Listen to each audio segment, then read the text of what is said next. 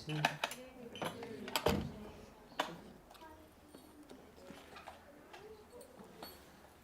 I'm happy to see all of you here on Sunday program. And you're all probably very eager to taste Krishna Prasadam.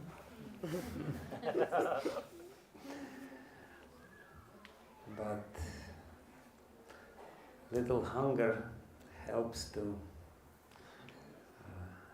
experience the taste better, so I will delay this experience for some time by talking on the designated topic. And I was asked to speak about japa meditation. Meditation is a very famous and common word nowadays. Originally it comes from the word dhyana, and the word dhyana is Sanskrit word dhyana. It's coming from the verbal root dhi, which actually designates the intelligence. Dhi means the ability to concentrate deeply on some object. If we take Vedic literature or Vedic culture in general, we will be able to understand that the previously people were all very intelligent, and they had very calm and concentrated mind, and they were knowing the events of this world not by the means of experiment as people do nowadays, by certain mistakes and making experiment. It's a long and arduous process of knowing the truth.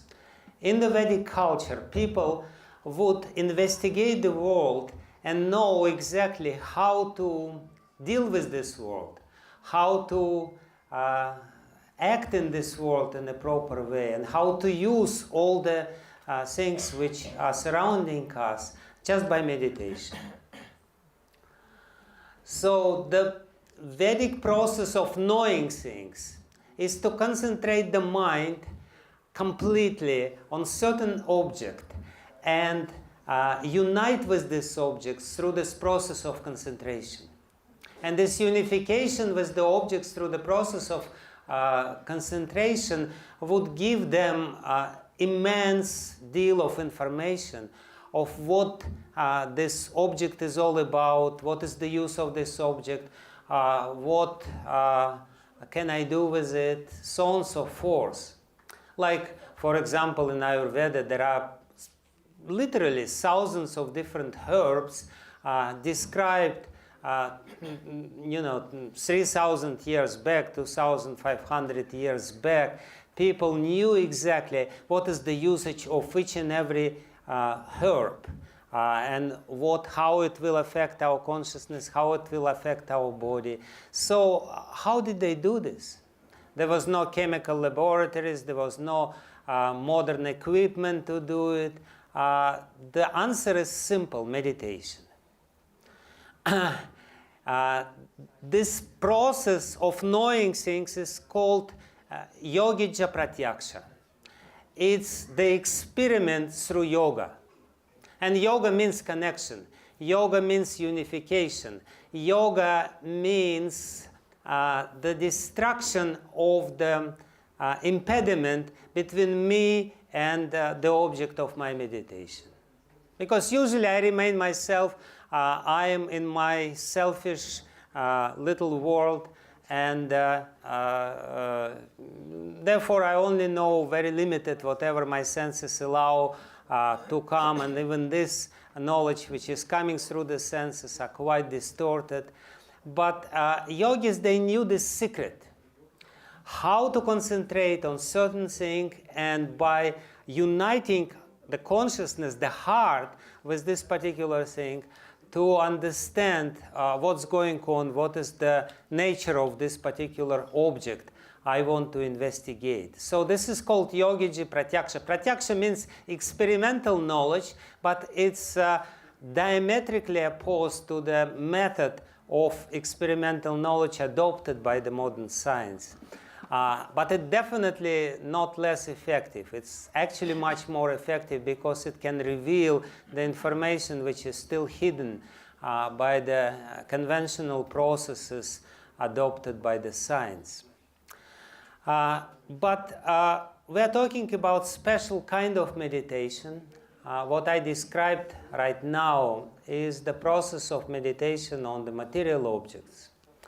But in the ultimate sense, our inquiry, our inquisitiveness, our desire to know the truth is extended to understand the absolute truth.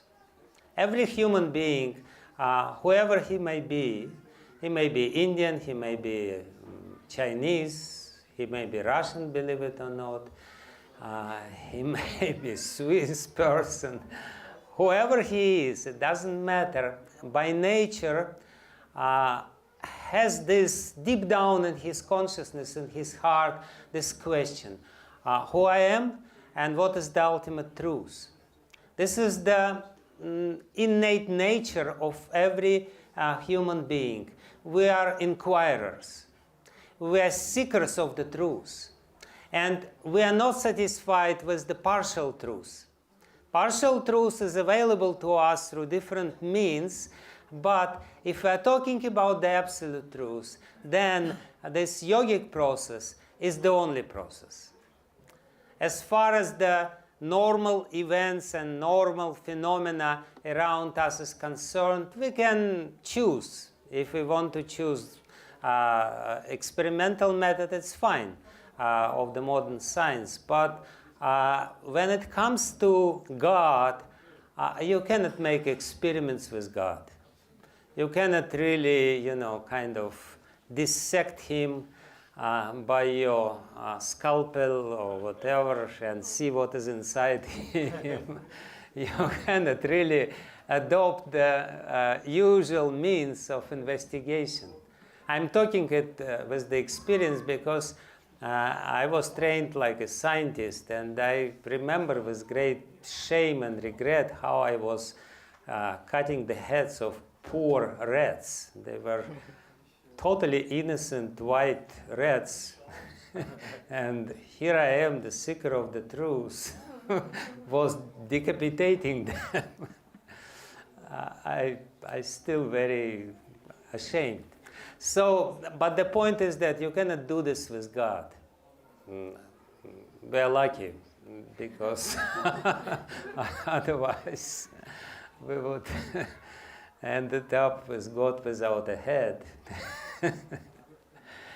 In any case, what I want to say, to understand God, we need to adopt a completely different means. And if the method of the material science is to investigate from top down, looking down at the things which are obviously considered to be less complex than we are, and are eligible for this analysis and dissection and this sort of things, then God is not eligible for this process because of the simple fact he is much more complex than us. He is much more intelligent than us, and therefore we cannot really capture him, put him in a cage of our mind and manipulate with him through the means which are available to us. So therefore, this dhyan meditation is the only process. Is the only process of uniting with God, and by the means of uniting the hearts on the level of the heart, on a very deep level, on the level of consciousness, then only we can know something about God. We will never be able to understand him completely, but if we know, if we want to know something about God, here is the process. meditation is the process, and in particularly this process is called meditation on the holy name. This is something which is available to us in any stage of our life. On the higher levels of spiritual development, there may be some other means of meditation. When God becomes more revealed to us, more visible to us, and more tangible reality in our life, then we can meditate on His form, on His qualities, on His pastimes in the spiritual world. We can have some other means of meditation, some other objects of meditation. But in the beginning stages, the only full, complete, and at the same time merciful object of meditation is His name. Why did I say merciful? Because His name is easily available. It's available. It's there, and anyone can adopt the holy name. But there is a trick.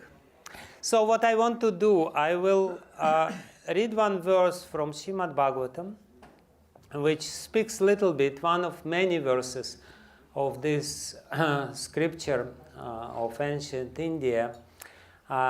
We will read together, we will chant one verse in Sanskrit, and then I will explain how important this process and what it implies, taking this verse as the root of my discourse. So this is the 22nd verse of the 3rd chapter of the 6th canto of Srimad Bhagavatam. And this chapter is called Yamaraja Instructs His Messengers. Etavan eva loke asmin pumsam dharmaha paraha smritaha bhakti yogaha bhagavati tannama grahanadibhi etavan evalokesmin pumsam dharmah parah smritaha bhakti yogo bhagavati tannamo grahanadibhi etavan evalokesmin pumsam dharma parah smritaha bhakti yoga bhagavati tannama grahanadibhi.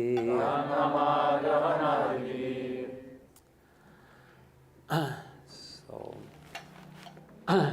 Namo Vishnu Padaya Krishna Prasthaya Bhutale Srimate Bhaktivedanta Swaminiti Namine Namaste Saraswati Deve Gauravani Pracharine Nirvishesha Shunyavadi Paschatya Deshatarine Shri Krishna Chaitanya Prabhu Nityananda Shri Advaita Gadadhara Shivasadi Gaura Bhakta Vrinda Hare Krishna Krishna Krishna Hare Hare Hare Rama, Rama Rama, Hare Hare.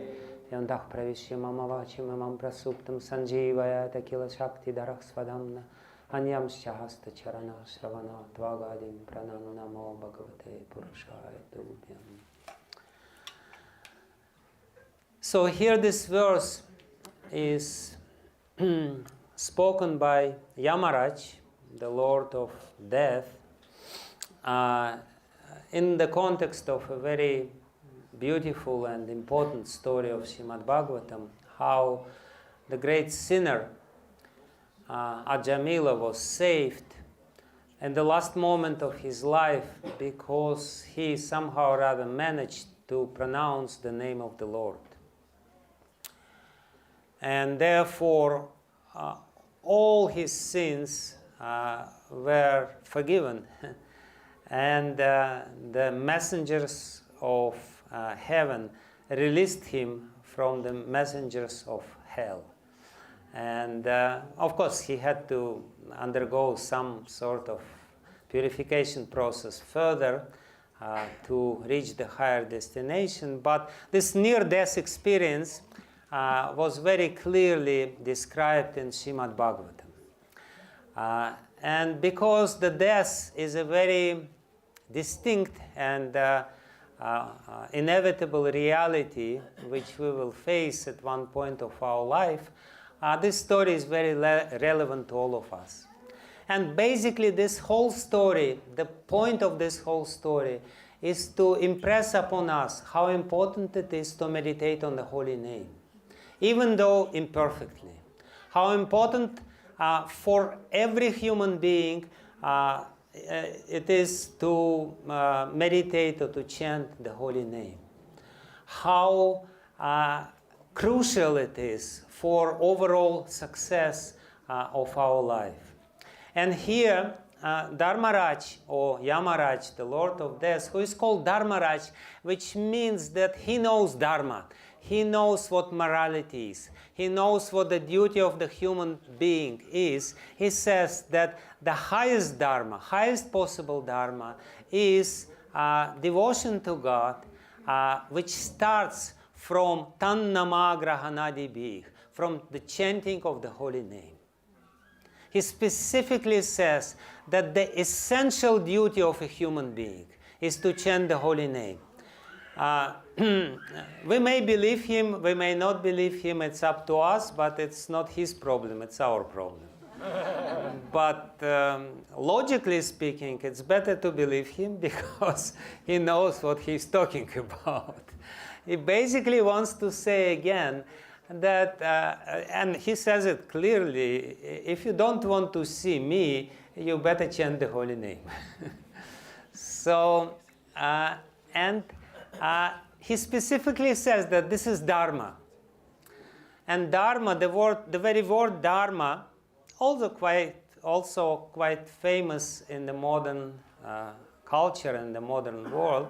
The word Dharma literally means the quality which is innate to us. Like Srila Prabhupada explains that Dharma of sugar was to be sweet. There is no sugar which is not sweet, or if something is not sweet, it is not sugar. So, sugar is known to be sweet. So, the same way, the Dharma of a living entity, the innate nature of a living entity, is to serve God. This notion of service God is all-pervading. And even those people who don't believe in God, they still understand that they should serve some higher purpose. There are so many people who don't believe God, but still they try to find the meaning of their life serving something which is higher than them. Of course, nowadays sometimes people say you should love yourself. It's a very ridiculous statement, because how you can love yourself, Love means something else. Love means there is some object of my love, and I'm sacrificing something for this object. And but still, most of the people, even nowadays, even in the modern, quite atheistic, materialistic context of our culture, they have this notion that there is a higher purpose of my life. And by serving this higher purpose, I will elevate myself. That will be the means of developing myself as a proper human being. And if I only live for myself, my life will be wasted. Most of the people, they understand it. People are ready, especially, in Hare Krishna temple or whatever, we like to cook. People, if they invite guests, they usually cook very elaborate feast, or, at least few courses to share something with them. But when they are alone, They open the fridge and see what is there and eat something. So there is no fun of cooking for yourself. But there is a lot of pleasure when we cook for somebody else. And again, this indicates very clearly that by nature we want to serve somebody else. That this is not something foreign, this is not some, strange idea. This is a very natural idea. And therefore, Yamaraj says, this is dharma. Dharma means something which is natural for you. Like even people, that's Prabhupada's example, when they become alone, when they become, retired and they have nobody there to do, then they get some dog and they serve dog. But believe me, there is more pleasure in serving God than serving dog. You will serve anyway, but it's better to serve God. I mean, there is no harm of serving dog as well, especially if you understand his connection with God. But serving him alone probably is not so beneficial. Anyway, that's the point. Yamaraj here says that this is something essential, something natural, and something very important for us to understand. But then he says how to serve God. What is the means of serving God? We don't know God. He is not easily available. Of course, some say he's in the altar, some may believe it, some may not believe it. But all the scriptures, they say that the human beings are revealed, that the name of God is revealed to the human beings as the means to serve Him, as the means to meditate upon Him. This is, it is stated in Bible that you shouldn't chant the name of God in a hurry when you're not concentrated on it. But there it is said that it's so important. And this mystical thing is stressed practically in every tradition. That the name of God is the means to approach God. That meditation on repetition of the name of God is the best way to connect with God, to understand God, and to feel His presence in our life. I was present in the Millennium Summit of Religions in New York in the United Nations. And there were all kinds of religions. There were some shamans from Africa with big drums and, very funny clothes. And there were some native Indians, American Indians, and there were, Hindu tradition, Christian, of course, Muslim tradition, rabbis. And they all came together in this United Nations, and the idea was, let's unite all religion and let's make religious peace and everything else. But, after 15 minutes, it was completely clear that these people have nothing in common with them. Really, one journalist asked me, what do you think we will achieve at the end of this summit? I said, maybe we will finally understand that there is only one God and there is no reason for quarreling. And this journalist was from Japan, and he said, I'm a Buddhist, I don't believe in God, there is no God. So that was the end of my interreligious dialogue. Because these people were so different, and they were dressed differently, they had all kinds of differences. There was hardly anything in common. And I was thinking, what is really uniting them? And one thing I noticed that every person, every speaker who would come on this stage to present his or her views to this esteemed audience, everyone started with the prayer to God. So the one thing was definitely in common is that you know, including these African people, they were, of course, beating the drums, you know, so that God would for sure hear them. You know, it was quite you know, and then Hindus were there, and they were conch, they were blowing conch, and, you know. But so everyone believed that to approach God, you can approach God through the sound. And through the specific form of sound, and the specific form of sound is the holy name, is the name of God. And there is a mystery which is revealed in many, many religious traditions, many different religious traditions. And the mystery is simple, but very difficult to understand. Simple to say, but very difficult to conceive. The mystery is that the holy name is not different from the Lord. That this is the full representation of the Lord, somehow or other, even though it's not perceivable for us on our present level of consciousness. But nevertheless, the holy name is the absolute truth. And by meditating, ultimately, going deeper and deeper in this meditation, we will be able to unite with God on a very deep level and understand Him, because He will reveal Himself to us, being pleased for performing this duty, this dharma.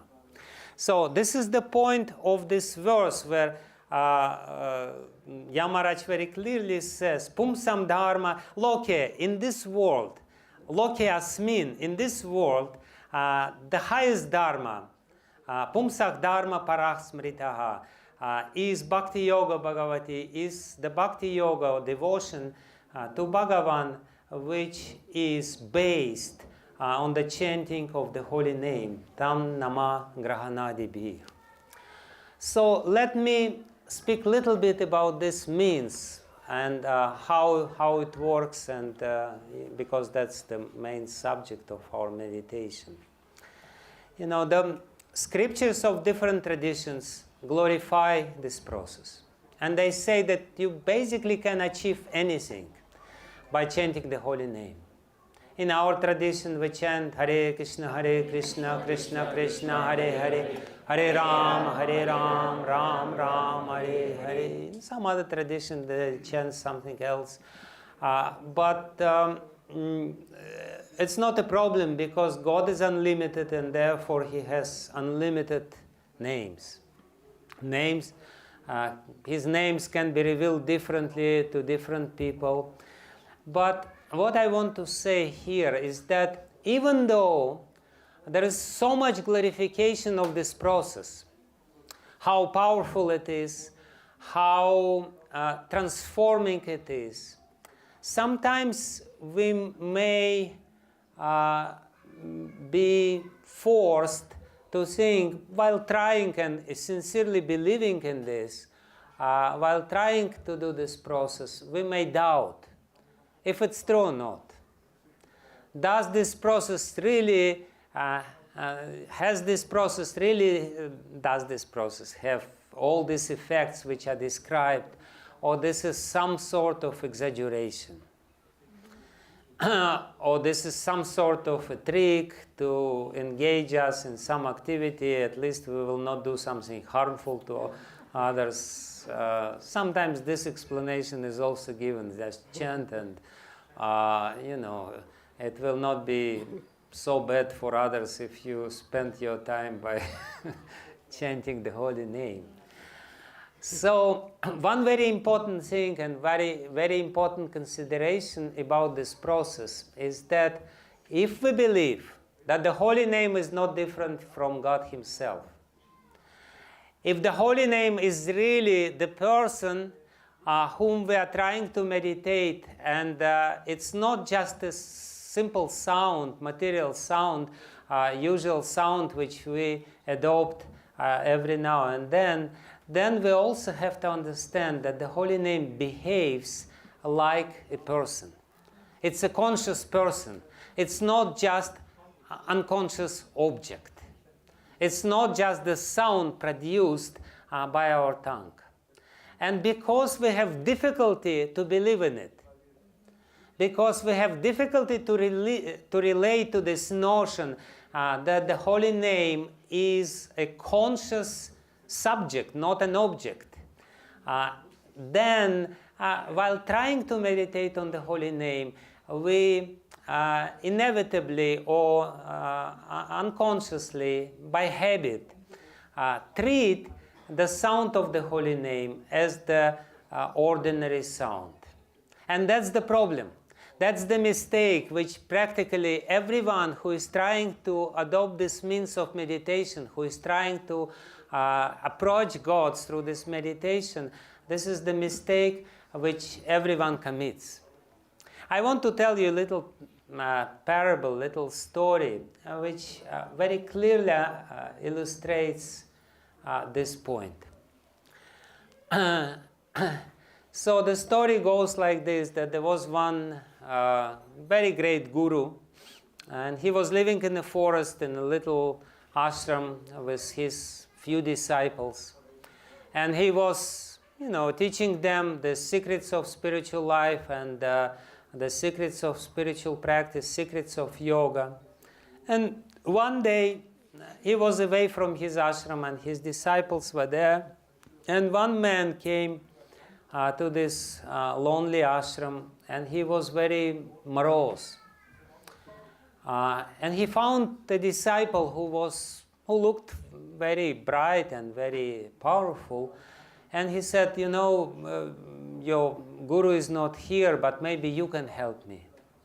I have a big problem. My young son, who is a teenager, is sick and nobody can help him, and his disease is just, taking toll, and inevitably he will die. Can you please do something about it? And this disciple, he smiled very brightly, and he said, there's no problem. Holy name is so powerful. You please write the holy name of Ram 3 times on a paper with a very prayerful and meditative mood, and then you take this paper with the name of Ram, and you pour some water on this name, and then you give this water to your son, and your son will be relieved from his disease. So this man went home, and next day he came there completely joyful. He said, it works, it works, it works.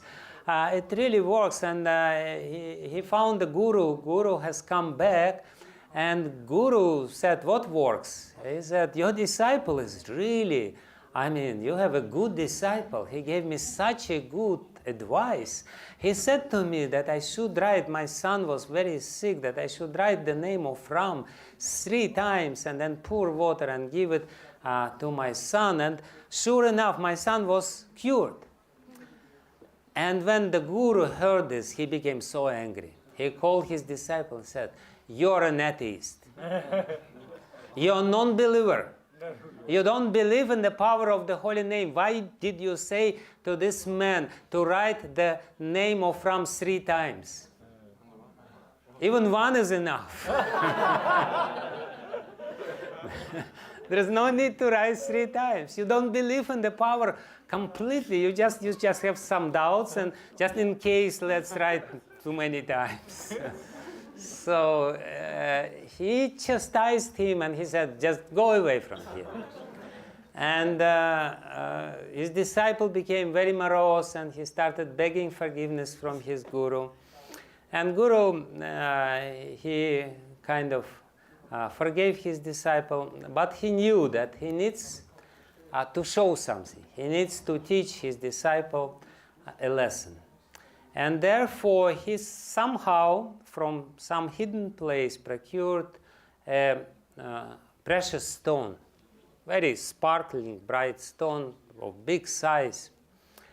And he gave it to his disciple, and he said, you please take this stone, and you go to the city, and you go to different people in the market, and you ask them, what is the price of this stone?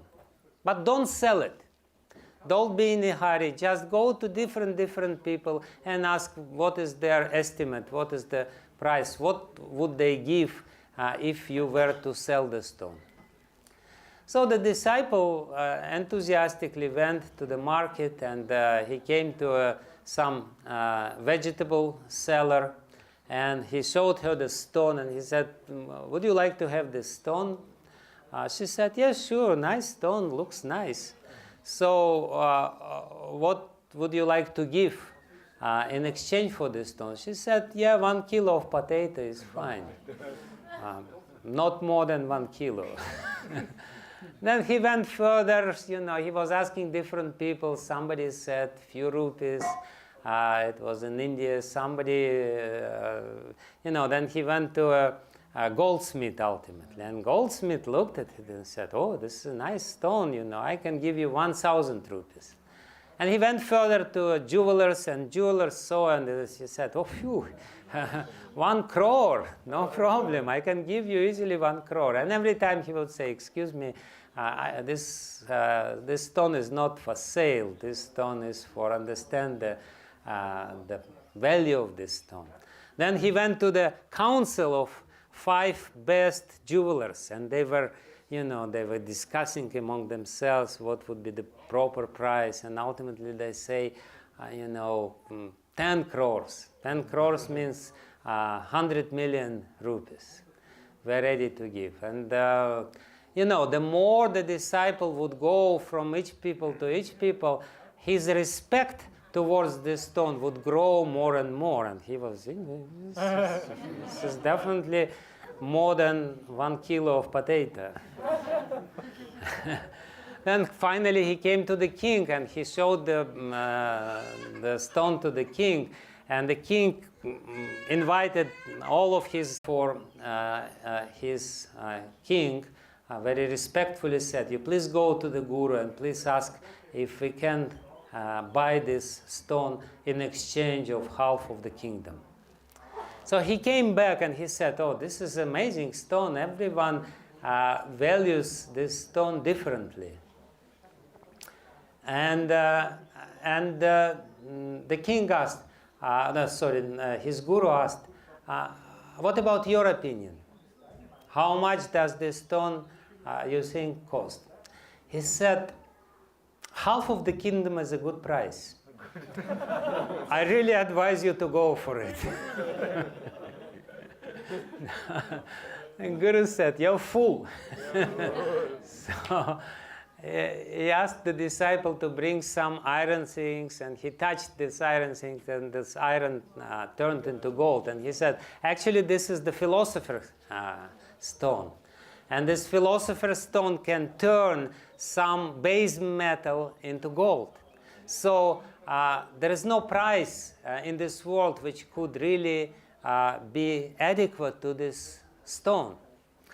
And of course, the moral of the story, which was explained by Guru to his disciple, is that this is the holy name. Holy name is very precious, but everyone looks at the holy name according to the level of his consciousness. Somebody can say, oh yeah, holy name is as good as 1 kilo of potato. You know, and that's exactly what it means to, you know, to chant the holy name, the name of God in vanity, or how you say, not in vanity. Anyway, this Bible in Rush or whatever. In between, it really means that there is no genuine appreciation and genuine understanding what holy name is and what it can give. So the secret of this meditation is simple, but at the same time is difficult to realize, is that we should understand the potency, the glory, the real value of the holy name. Then only this real glory and the value of the holy name will be revealed to us. The theoretical understanding of the power and importance of the holy name should come first. And then when this understanding comes to us and we chant the holy name in a proper frame of mind, with the proper reverence, with the proper attitude, then the holy name will gradually reveal all its powers to us. So, this little phase has to be in the beginning, because without faith, our practice will be very neglectful. Even in the physical practice of Hatha Yoga, people nowadays are very fond of practicing Hatha Yoga, but even there, they say, for having the full effect of doing asanas, you have to be completely conscious of what you're doing. You cannot really hear something and, do... Even, the real yogis, in yoga studio, you go and they play some music there, and then you do some yoga. This is not a yoga, this is entertainment. This is not the real spiritual process. Spiritual process implies complete concentration on what you are doing, with full reverence. In fact, according to Patanjali Muni, according to Yoga Sutra, the spiritual practice only becomes practice if it is performed with the proper attitude, with the proper frame of mind, with the proper reverence. So that's the simple secret of this holy name meditation. And of course, when we are neglectful, when we are inattentive, when we are distracted in our mind, it's better not to chant the holy name. And the gravest offense, one of the most grave offenses against the holy name is to commit the sins, considering the holy name as the means of salvation from the sins. The idea here is that we're chanting the holy name to please the Lord. But if we're chanting the holy name to please ourselves by committing sins and relieving ourselves from the sins, we're only digging our own grave. So oftentimes people do this mistake, and oftentimes people, they are not properly understanding the gravity of this process. This process was experienced by many, many people, thousands and, hundreds and even millions of people in the history of humanity.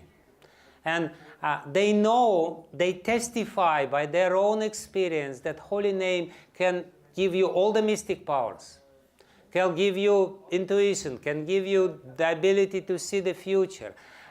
It can give you material results. But first and foremost, the holy name can give you attachment to God, can give you this union, mystical union with God, which will make you completely happy, because God is the most happiest personality in the creation.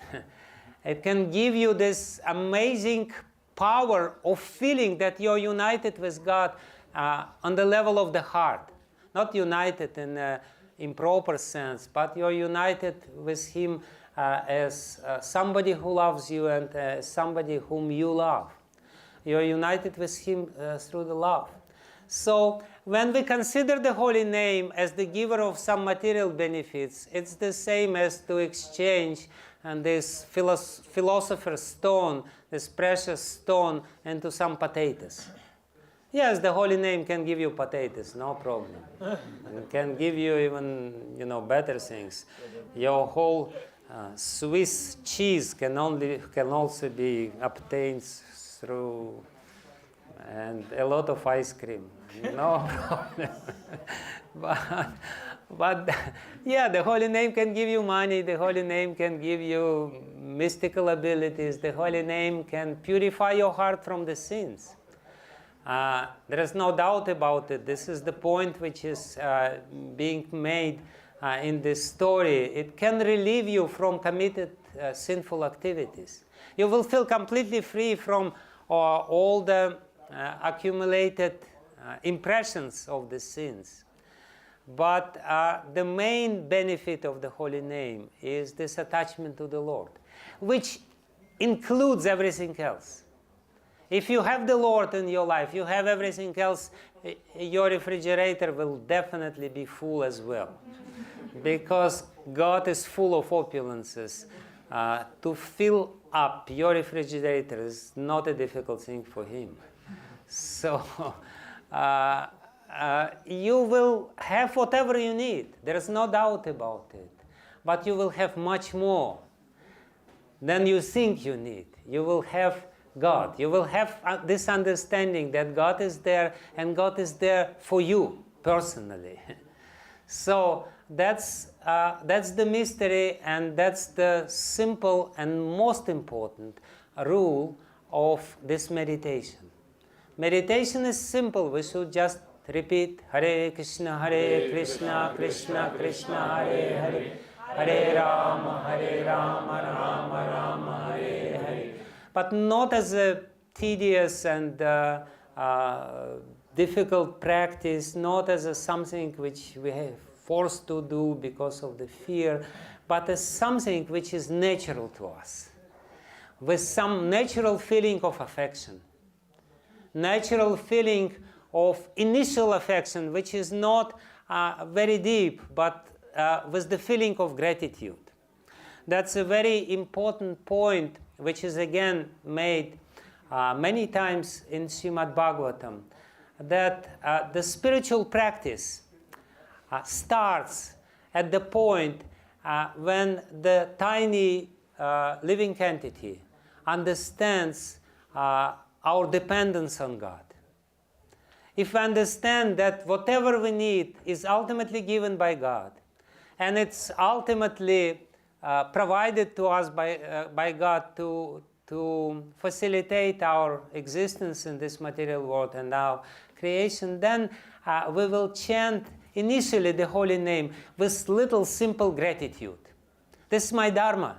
This is what I'm supposed to do. This is what I'm meant to do.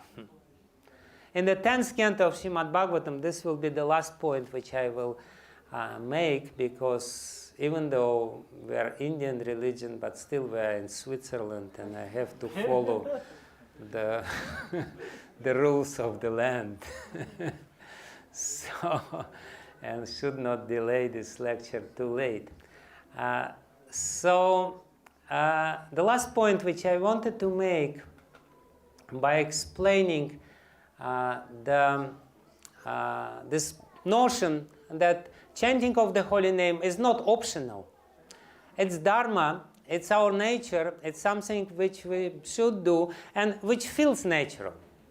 Actually, I remember my own experience when I just started chanting the holy name. My initial condition, my friend told me just chant it and let's see what happens.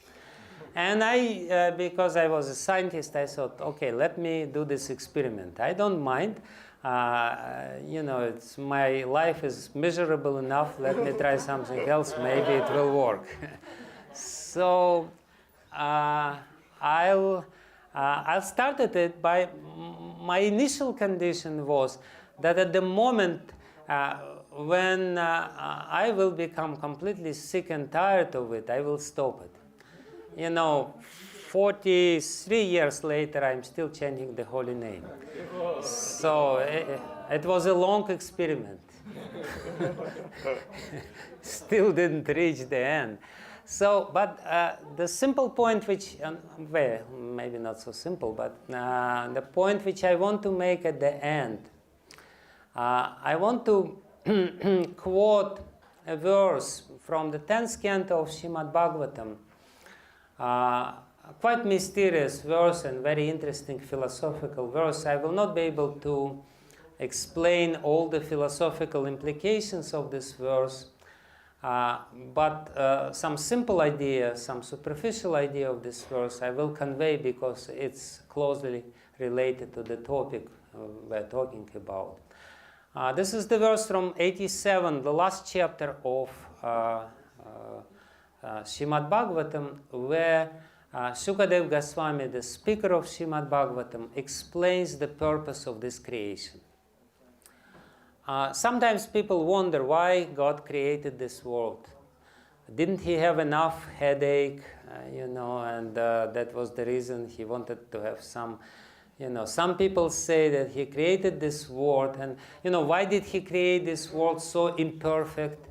And some people say that this was a, how you say this, beta version?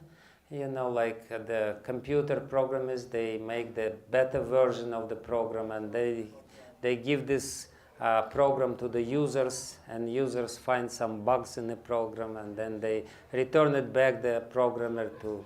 So some say that God is, he is nice, he is well meaning, but not really completely perfect, and therefore he created this imperfect world.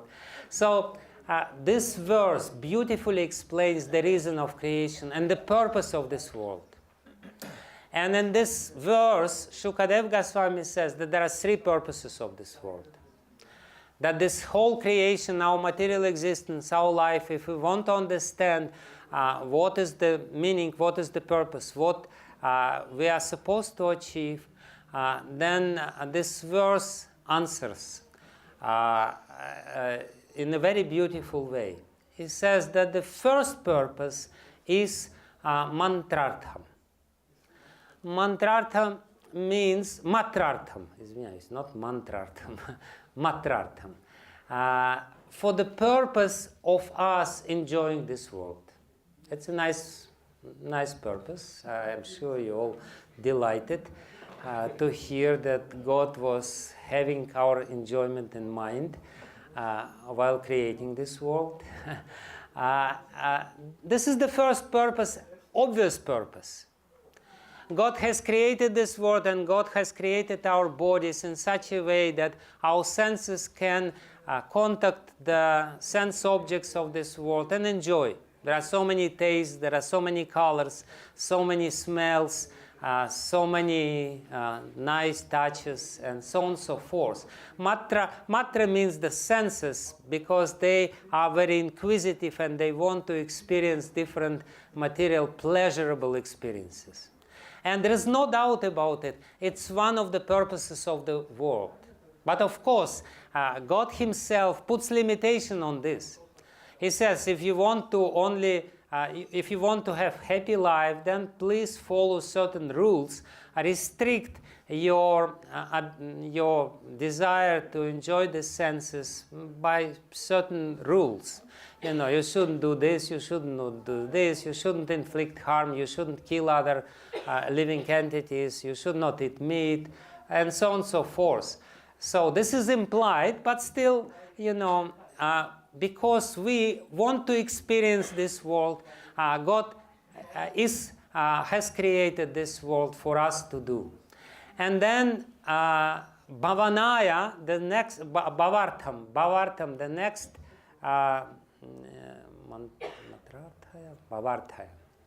Bhavarthaya. The next purpose of the creation was to evolve. It's very interesting. God has created this world in a very specific way. He did create the world to give us experience which we want, but he also wants us to evolve. He also wants us to develop our consciousness. He doesn't want us to remain on a very primitive level by just interacting materially. And Bhavartha means to go from lifetime to lifetime, and at the same time developing our consciousness, our understanding, deepening our understanding. This is the second purpose of creation of the world. And Kalpanaya Cha, the third, or Akalpanaya Cha, it doesn't matter. And there could be variant readings in this, but the meaning is the same. And ultimately, he created this world. The third and the highest purpose of God's creating this world is for us, when we develop enough through this chain of reincarnation, to develop the highest possible fruit of spiritual development, which is love of God. And in this way, to change our status existential status and achieve spiritual status, achieve and understand our spiritual identity, not remain within this temporary and changing identity. And ultimately, these three purposes, if we keep them in mind, then we will understand all the so-called or apparent imperfections of this world, because these three purposes have to be achieved, and all the miseries and sufferings which are there, this is actually impetus for our spiritual development. For us going higher and higher, understanding the deeper purpose, not to remain on this primitive level of simple sense enjoyers. So the ultimate purpose is to achieve love of God. And the means of achieving love of God is simple. Hare Krishna, Krishna Krishna, Hare Hare, Hare Rama, Rama Rama, Hare Hare. Trying again and again to concentrate our mind on the sound of the holy name with reverence, with understanding the importance of this process, and ultimately, very quickly, we will be given the great gifts which holy name is capable of give to us. So thank you very much. Hare Krishna.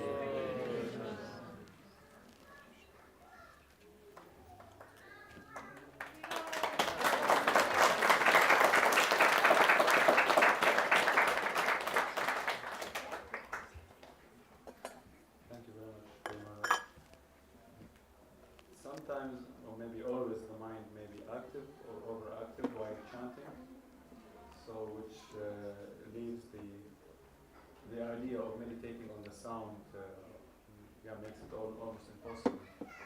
So, like, what is the best meditation when the thoughts are active?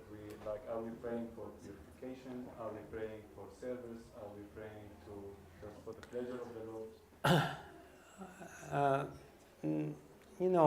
We're praying for what we're capable to pray for. If we don't really feel that we need, and we're trying to pray for something which we don't really need, Krishna is not fool. He will immediately detect this sort of insincerity in our prayer. So we should pray for what, Krishna knows what we really want. We may say, oh, my dear Krishna, I want love of God. Krishna notices the little pause between love and God. And he understands that the real object of our love is not him yet.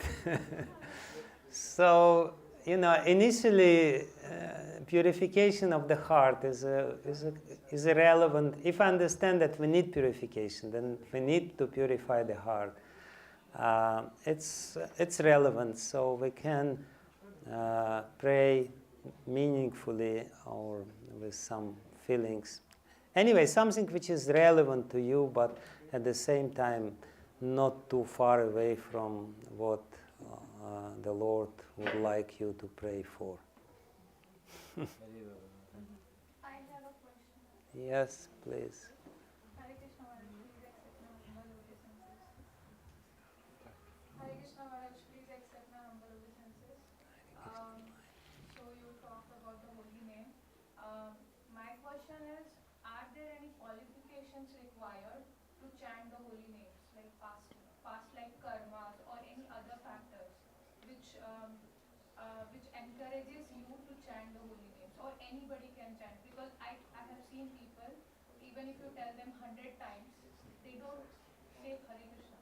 So that's my question.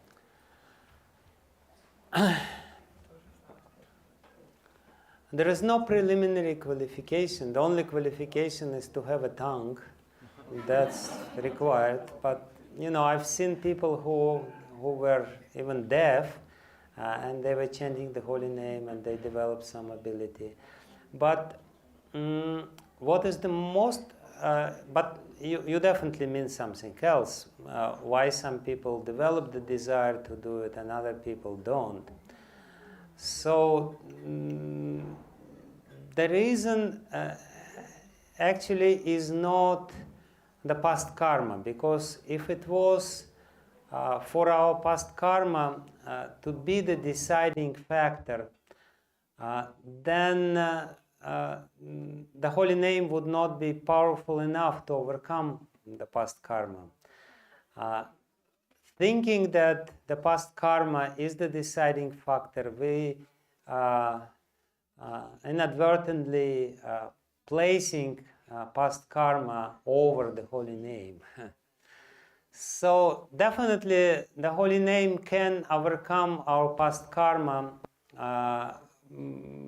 but of course, there need to be some sort of agent which would help the person to understand, despite the layer of ignorance of avidya which is covering the consciousness. Past sins, they make us very ignorant. The sinful activities make us very gross, and they make our mind attached to repetition of the sins. The verdict of the scriptures is that it's not your pious credits which is helpful for you to chant the holy name or to understand its importance, and it's not your sinful disadvantages which prohibit you from chanting it, but it's the mercy of those people